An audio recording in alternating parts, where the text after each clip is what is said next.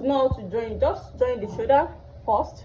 When you join the shoulder, you attach the sleeve, and this is the pleat that I said is going to be around the sleeve. You can see it's 4 steps, 1 2 3 4. It depends on the steps you want.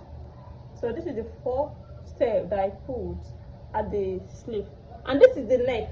After biasing the neck, and there's an there's a zip here, you can see it, because the neck is very, I put an invisible zip here for it to be easy to wear.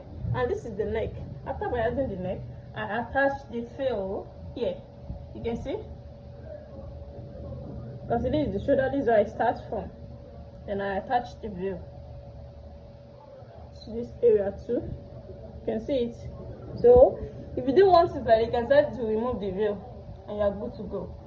So you can see how simple and beautiful it is. So the reason why we divide the front into 2 is because of this zip. So this is the end of the tutorial.